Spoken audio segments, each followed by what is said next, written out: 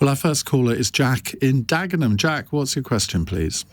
Hello, Iain. First of all, I want to make a throat clearing and say that because you're presenting the show, you're forgiven for not pulling people up on my question here. There have been several callers saying that Resolution 1701 has not been enforced. And indeed, Israeli officials have said Resolution 1701 has not been enforced. If Israel can ignore countless UN resolutions, why can't Hezbollah ignore Resolution 1701? Well, this Resolution 1701, that was passed in 2006, and it called for all fighting between Israel and Hezbollah to be stopped, with only Lebanese army and UN peacekeepers allowed in southern Lebanon. So that gives you a little bit of context for Jack's question. And it is true, as Jack says, that Israel has ignored countless UN resolutions. But you can't equate a sovereign state, a democratic state, with a terror organisation like Hezbollah. That's what I would say. Let's see what our panel says. Kezia, let's come to you first. So I agree with that as a starting point. I also come to this as a citizen of very little knowledge, actually, when it comes to exactly what's happening in the Middle East, so I won't pretend to.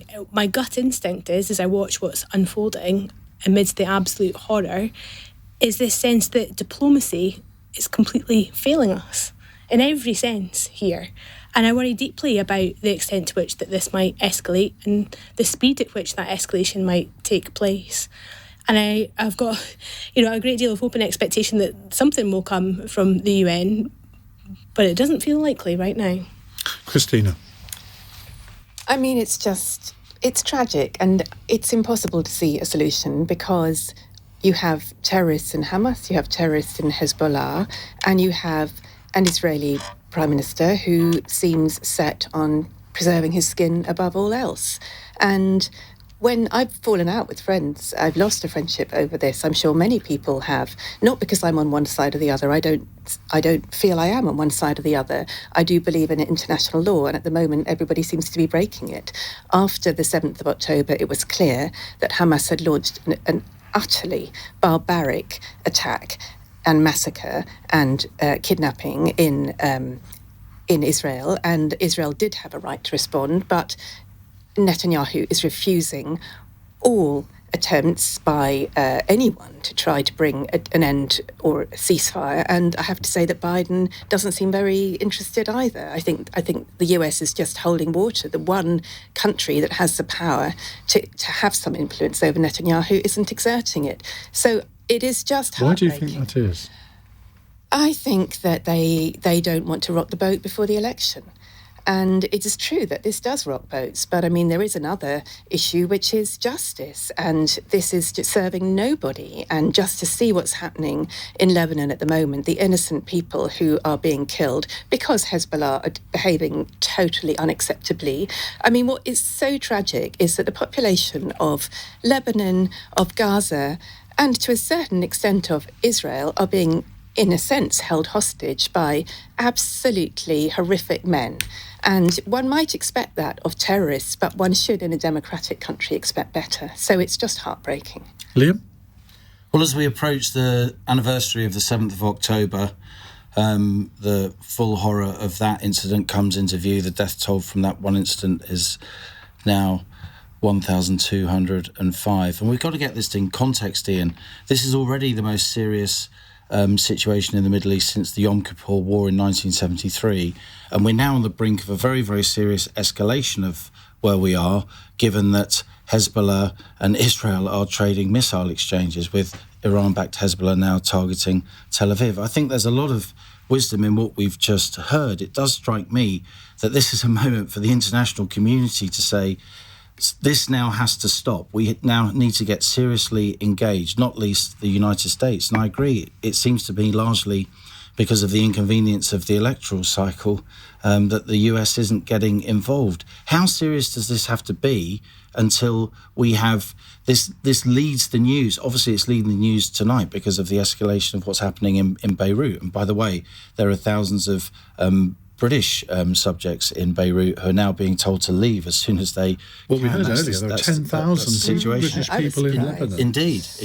That's a very large number to try and evacuate in, say, a 24-hour period. And my main message would be, when does the international community get really serious about this and call some kind of international summit to immediately take ownership of the situation to the extent we can? Look how divisive it is in our country and in many other countries in the US, across the world.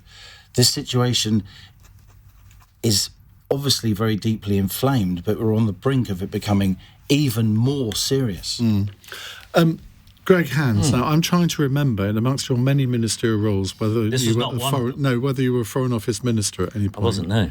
Okay. That couples that question then. But I have been to Lebanon, and I do think the whole situation is an absolute tragedy for what is an amazing country, a beautiful country, which was one of the most successful countries, if not the most successful country in that region, until really the 1960s or the 1970s, when it all sort of started going down when taken over by groups like Hezbollah. I mean, I think the one thing to mention is the role of Iran in all of this, which we haven't really discussed, which I think is a really malign influence in that region, where they basically support and give succor to terrorist groups like Hamas, Hezbollah, and use these people to pursue their own foreign policy aims, which I think is a very bad influence on the whole region. But I think actually I agree with my fellow panelists. I think Israel, of course, has got the right to defend itself. There's no other country in the world that I think faces that kind of a situation, where in a neighbouring country you have a group, a terrorist group, which is not only your enemy but pledged to basically liquidate you and your people. I mean, it's a unique situation that no other country, I think, really has to face. And I think whether Israel has complied with the terms of 1701, I'm not absolutely familiar with all the terms. I think you have to recognise that the situation is different because of the way that Israel is placed in the world, with having groups that are committed to its destruction of the state and of the people who live there, which I think makes Israel a different kind of case for some of these things. I'm not trying to excuse Israel, but I do think you have to recognise the situation that it is in with both Hezbollah and Hamas and the role of Iran. But it is a very different defence that Israel will put forward. If they do launch a ground invasion, that is so different from being behind the blowing up of 4,000 terrorist pages. How are they going to convince the world that a ground invasion will actually enhance their aim of targeting Hezbollah terrorists? Because by definition, a ground invasion is not a targeted thing. Well, I think if I remember correctly, back in 2006, I think Israel did not do very well in the sort of court of international opinion with its previous ground operation in Lebanon. So I would imagine, but I'm not expert in these matters, I would imagine that Israel would probably do it with some reluctance to actually launch a ground invasion. It may feel that they don't really have much choice in that situation. I'm not really a military analyst to be able to judge, whether their call has been correct. But I cannot imagine that they are entering into a ground invasion, if that's what it turns out to be, with a great deal of gusto and enthusiasm. I read out the words of an IDF. I don't know what his position is, but he gave a talk to IDF troops, basically saying, get ready to invade because that's what you're all here for. They've called up reserves today. But one of our callers earlier suggested, well, this could just be a giant bluff, that they're trying to sort of almost frighten Hezbollah into retreat, and they've got no intention of invading. Now, sitting here today, we can't know that. I mean, bluffing is part of warfare, I guess. It's an established military tactic. I don't think Hezbollah will be that frightened. I mean, from what I understand, obviously I'm no expert, but from what I understand, Hezbollah are very well prepared. They've got tunnels. They can drive vehicles into those tunnels. The tunnels under Gaza are largely for storage. The tunnels under South Lebanon are for warfare. They're for military defence.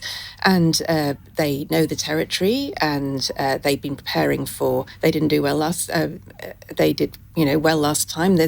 I think Israel should be more worried about... I mean, obviously, civilians the civilians in Lebanon would have every reason to be worried sick. And if Israel turns South Lebanon into another Gaza, it would be an absolute catastrophe. But I'm not sure that in military terms that Israel has an enormous advantage on the ground. It certainly does in terms of weapons, but on the ground, I'm not sure. But as I say, I'm no expert. But I think in terms of a global opinion, it would be absolutely disastrous. I can't imagine the IDF is terribly keen to fight wars on two fronts either.